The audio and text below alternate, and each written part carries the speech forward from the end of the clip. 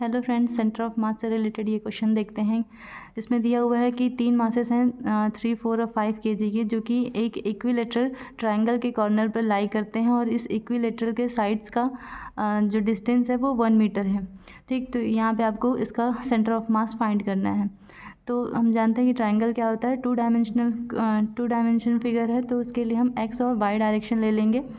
तो इसके एक साइड को हम एक्स डायरेक्शन में रख कर एक पॉइंट को हम ओरिजिन पे रख के इसके कोऑर्डिनेट निकाल लेते हैं तीनों पॉइंट के। यहाँ पे देखेंगे तो ये ओरिजिन पे है, इसलिए इसका कोऑर्डिनेट 0, 0 हो जाएगा।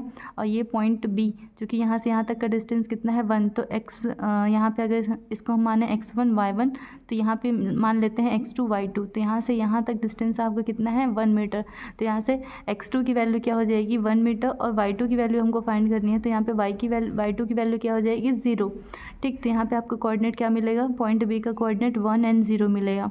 फिर यहाँ पे आ जाइए, सी का कोऑर्डिनेट हमको फाइंड करना है, तो x3 y3 अगर आप देखेंगे तो यहाँ पे यहाँ से यहाँ तक कितना, ये पूरा लेंथ जो है वो 1 मीटर है। तो यहाँ से यहाँ तक ये मिड पॉइंट है, तो मिड पॉइंट के लिए इसकी लेंथ कितनी हो जाएगी हाफ, तो 1 का हाफ हो गया, तो x3 की वैल्यू हो गई हाफ। अब y3 निकालना है, तो y3 आपको ये वाला जो मिड पॉइंट, ये जो डिस्टेंस है परपेंडिकुलर डिस्टेंस, यही आपका y3 की वैल्यू होगा। तो ये परपेंडिकुलर को निकालने के लिए आप पाइथागोरस प्रमेय लगाएंगे। तो यहाँ से यहाँ तक ये हो गया हाफ मीटर और ये हो गया 1 मीटर, तो पाइथागोरस प्रमेय लगाएंगे तो आपको y3 की वैल्यू आ जाएगी √3/2।